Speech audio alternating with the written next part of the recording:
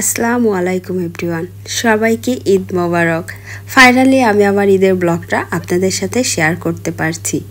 একে তো আমি ব্লগগুলো আপলোড করি অনেক লেটে, তারপরে নেটের প্রবলেমে আসলে ঈদের ব্লগটা আজকে আপনাদের সাথে শেয়ার করতে পারছি।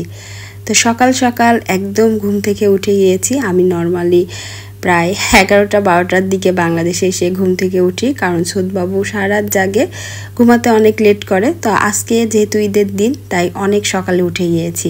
তো এখানে ছোটবাবুকেও ডাকছিলাম, যেহেতু আমার ছোটবাবুও নামাজে যাবে ওর বাবা ভাইয়ের সাথে। তো আমার সাদ বাবা আর সোদের ড্রেসটা আমি বের করে নিলাম। সোদের জন্য তোপ কিনেছিলাম, আর সাদে যে তোপটা এটা হচ্ছে আমার ফ্রেন্ড হচ্ছে ওমরা থেকে এনে দিয়েছে। তো দুই ভাইয়ের জন্য ম্যাচিং করে হচ্ছে তোপই নিলাম। ওর বাবাও তোপ পরবে। আর নিচে আসার পরে দেখি আম্মা তো সকাল সকাল মিষ্টি টাইপের খাবারগুলো একদম রেডি করে ফেলেছে। এখানে পুলি পিঠা বানিয়েছে দুধ দিয়ে, তারপরে এই তো লাচ্ছা সেমাই আর আরও কিছু রান্নাবান্না। আসলে আস্তে ধীরে সব কিছুই করবে আম্মা, হালকা পাতলা রান্নাবান্না করে। কোরবানি যেহেতু আছে সেহেতু ওখানে থাকতে হবে আম্মাকে। তো আম্মা চেষ্টা করেছে মানে একদম সকাল সকাল উঠে রান্নাগুলো রেডি করে রেখে যাওয়ার। তো এখানে হচ্ছে আমাদের এইদিকে তো সকালবেলাটা নামাজ পড়ে এসে খিচুড়িটা আগে খাওয়া হয়। তো যারা বাবা যেহেতু বাংলাদেশের ফার্মের মুরগিটা অনেক বেশি পছন্দ করে, তো ওর জন্য না আর কি, সবার জন্যই মুরগি রান্না করা হচ্ছিল আর খিচুড়ি রান্না করা হয়েছে। তারপরে দুপুরের পরে কোরবানির মাংস, পোলাও, তারপর নবি সেমাই টেমা আরও অনেক কিছুই রান্না হবে। তো এখানে বাচ্চাদেরকে রেডি করে দিচ্ছি।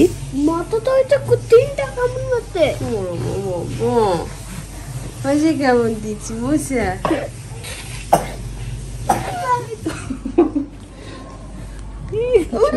খুশি খুশি একটু খুশি এখানে ওদের বাবা ছেলেদেরকে মাশাআল্লাহ অনেক ভালো লাগছিল। নিচে আমার শ্বশুর দেবরও রেডি হয়ে গিয়েছে। তো আমাদের হচ্ছে ঈদের নামাজটা গ্রামের বাড়িতে পড়তে যায়, তো ওখানকার টাইমটা একটু আছে, তাই যারা বাবা একটু ওয়েট করছিল, একটু পরে আর কি চলে যাবে নামাজের জন্য।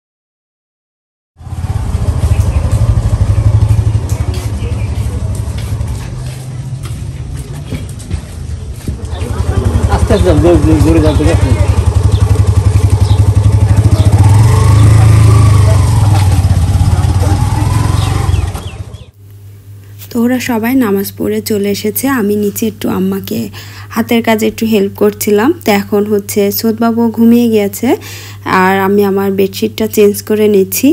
আর এই বেডশিটটা আমি কাতারে আপনাদের সাথে শেয়ার করেছিলাম যে আমি 2টা বেডশিট নিয়েছি, তার মধ্যে একটা দেশে নিয়ে যাব। তো আমি এটা নিয়ে এসেছিলাম। আর এই বেডশিটগুলো হচ্ছে বিছানায় মানে পাড়ার পরে এত বেশি শুয়ে আরাম লাগে, আমার কাছে বেশ ভালো লাগে আর কি। আর এটা বিছানোর পরে ভালো লাগছিল দেখতে। তো এখানে ছোটবাবু ঘুমিয়ে গেছে, ওকে শুয়ে দিলাম। আর সাদকেও বলছিলাম যে একটু ঘুমিয়ে নাও, যেহেতু ওরা তো অনেক রাত জেগে সবাই আজকে বোম ফুটিয়েছে, বাচ্চারা অনেক লেট করে ঘুমিয়েছে। তো ওদেরকে বললাম যে একটু ঘুমিয়ে নিয়ে তারপরে একটু পরে আর কি বাইরে ঘুরতে যেও।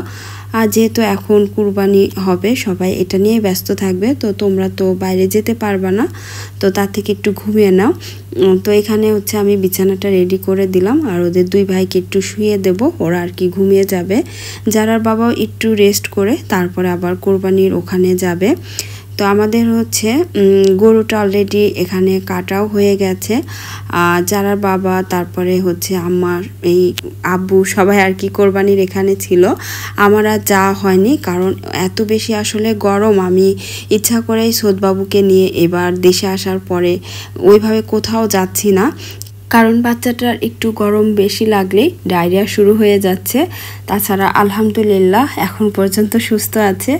তো যারা বাবাকে বলেছিলাম একটু ভিডিও করে আনতে, ও এইটুকুই কোরবানির জন্য ভিডিও করেছে। আমার আর ওইভাবে নিচে যেও ভিডিও করা হয়নি, আর কোরবানির তেমন কোনো ভিডিও আমার কাছে নেই। তো যতটুকু ছিল ততটুকুই আপনাদের সাথে শেয়ার করলাম।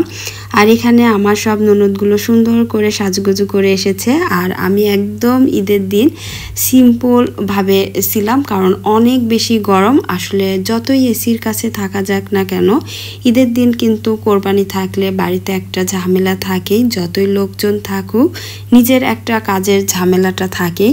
তো আমি একদম পাতলা কটনের একটা নতুন ড্রেস পরেছিলাম ঈদের দিন, যাতে আমার আরামও লাগে। তারপরে যেহেতু ছোট বাচ্চা আছে, একটু তো ঝামেলা কাজ সব কিছু মিলে আমার কাছে এই ড্রেসটাই অনেক আরাম লেগেছিল। তো আমি সেটাই পরেছিলাম।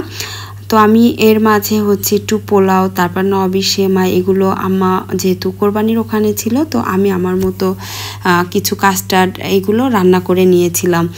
তো এখানে আম্মা কোরবানির পরপরই একদম বড় একটা পাতিলে প্রায় 13-14 কেজির মতো হবে মাংস রান্না করেছে। তো ওখান থেকে আমরা সবাই কোরবানির মাংস দিয়ে আর কি পোলাও টোলাও খেয়ে তারপরে এই যে সবাই মিলে এখন উপরে আড্ডা দিচ্ছে। এখন আর কি আমরা একদম রেস্ট টাইম, আমাদের আর তেমন কোনো কাজ ছিল না।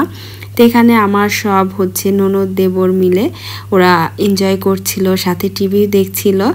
তো আমি এখন আমার কাছে মানে এতটা রিল্যাক্স লাগছিল যে সবাই মিলে একসাথে এবার দেশে ঈদ করছি, অনেক আনন্দ লাগছে। আসলে বিদেশে যখন ঈদ করি তখন এই জিনিসটা অনেক বেশি মিস করি, যে সবাই একসাথে থাকা। তো এখানে সবাই একসাথে বসে আড্ডা দিতে দিতে সবাই বলছিল যে ভাবি চা খাবো। তো আমার আর ওই এনার্জি হচ্ছিল না যে চায়ের কাপগুলো বের করে ওদেরকে একটু চা বানিয়ে দিই। তো ওরা কি করেছে, নিচে থেকে যে পানি খাওয়ার কাপগুলো ওইগুলোই সব মিলে উপরে নিয়ে এসেছে, জাস্ট ওইগুলো দিয়েই চা বানিয়ে দিয়েছি। আর মানে এখানে বিভিন্ন রকমের কাপ হয়ে গেছে। তো আপনি দিবা ওকে, তুমি হাফ আপনি হাফ সিরি ফেলো না বা সিরি অর্ধেক করে দেখা এবার সাত সিরি অর্ধেক করে দেখা আমাকে দাও কামি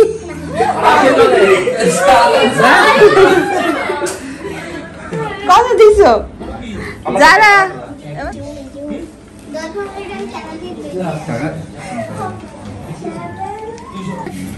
তোমার তো জন্ম নেই ওকে ওকে এবার কে আয়া আয়া কই নাইম নাইম নে সাই কাম করি ও নার্ভাস আমারও উঠা লাগবে। নামের ইচ্ছা নাই, নামেরটা মায়া নিলিও, ওর ইচ্ছা নাই, বললে আমার আর উঠা লাগবে। তোমার না এই যে মায়ের এটা জুবাই লাগা কিছু নাই এসব আমার নাই ওকে ওকে আমি বলো তোমারটা আমাকে দাও, তুমি হারাইবে।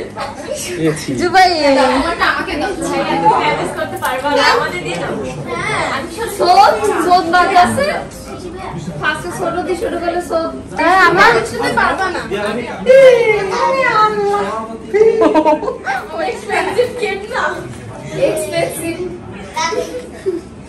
পছন্দ হচ্ছে না মনে হচ্ছে। হবে না হবে না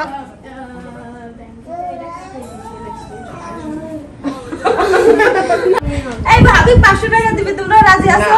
না এদিকে একটু ক্যামেরা রাখো না না না সবাই না না না না না না জোরে জোরে না না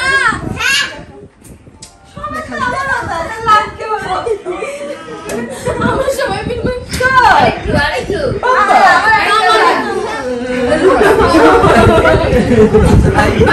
ঠিকই আছে। কাটা রিয়াল করবে, কাটা রিয়াল করলে কত টাকা হবে জানো? 10 টাকা 10 রিয়াল যাক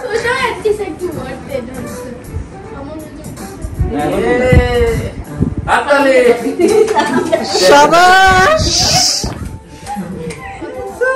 ঠিক আছে জনগণ, ইয়েস আচ্ছা জনগণ। তো এটা ছিল ঈদের একদিন পরে। ঈদের দিন আমরা সবাই মিলে অনেক আনন্দ করলাম, যেটা তো আপনারা আমার ভিডিওতেই বুঝতে পারলেন। তো এত আনন্দের মাঝেও আমাদের কিন্তু একটু মনটা খারাপ ছিল, কারণ ঈদের একদিন পরে ছিল আমার ছোট ভাই আর দেবরের ফ্লাইট। তো আজকে হচ্ছে ওরা চলে যাবে। সকালবেলা থেকেই কেমন যেন একটা আবহাওয়াটাও মানে থমথমে আবহাওয়া ছিল, তো মনটাও খারাপ লাগছিল। যদিও ওরা যাচ্ছে বলতে আমার কাছেই যাচ্ছে, আসলে আমার ছোট ভাই আর দেবর কাতারেই যাচ্ছে। তারপরও বাড়িতে এসে কেন জানি না ওরা চলে যাওয়াতে সবার সাথে আমারও মনটা খারাপ লাগছিল। তো আজকে হচ্ছে ওদেরকে বিদায় দিতে আমরা হচ্ছে কাউন্টারে যাচ্ছি। যেহেতু আমার বাড়ি থেকে কাউন্টার খুব একটা বেশি দূরে না, কিন্তু আমাদের রাস্তার অবস্থা বর্তমান খুবই খারাপ। এই যে ড্রেনের কাজ চলছে, তো বাড়ি থেকে বের হয়ে মানে হাঁটার মতো অবস্থা একদমই না। তো হচ্ছে একটা অটো নিলাম, নিয়ে আর কি সামনে একটু গেলেই আমাদের হচ্ছে কাউন্টারটা পড়ে। তো আমি আর আম্মুর ওখানে যাচ্ছি না, আমার ভাইও যেহেতু একই সাথেই যাবে, তো কাউন্টার ওখানেই আর কি ওদেরকে বিদায় দিয়ে দেব। তো এখানে সব আমাদের আত্মীয় স্বজনও এসেছে, আমার আম্মু, তারপর আমার শাশুড়িও এসেছে, এই তো আমার ছোট বোনও এসেছে, আমার ছোট ভাই দেবর সবাই কাতারে চলে যাচ্ছে। আর সেটার জন্য আসলে বাড়ির সবারই মনটা খারাপ। এখানে গাড়িও চলে এসেছে, তো যারার বাবাই ওদেরকে হচ্ছে এয়ারপোর্টে ছাড়তে যাচ্ছে। যেহেতু আমার শ্বশুরের একটু বয়স হয়ে গেছে, তো যারা বাবা বলছিল যে আপনার যাওয়ার দরকার নেই, আমি ওদেরকে এয়ারপোর্টে রেখে আসতে পারবো। আর ঢাকাও যারা বাবার কিছু কাজ ছিল। আসলে বাড়ির ছোট ছেলে বলে কথা, আমার শ্বশুর বাড়িতেও আমার দেবর ছোট, আবার আমাদের বাড়িতেও আমার ছোট ভাই ছোট। তো যার জন্য বাড়িতে সবাই ঈদের আনন্দটা আসলে ওইভাবে না করে সবার মনের মধ্যে একটু খারাপই লাগছিল যে ওরা বিদেশ চলে যাবে। তো বিদেশ চলে গেলে বাড়িতে আত্মীয় স্বজন সবার তো মন খারাপ হওয়াটা স্বাভাবিক, যেহেতু আবার কবে আসবে। আর আমার একদিক দিয়ে খারাপও লাগছিল, একদিক দিয়ে ভালোও লাগছিল যে আমি তো কাতারে থাকবো, তো ওরা আমার সাথে থাকতে মানে দেখা হবে, থাকতে পারবে, এটাই আনন্দ লাগছিল। তো এখানে বাড়ির সবাই আসলে কান্নাকাটি করছিল, খারাপই লাগছিল।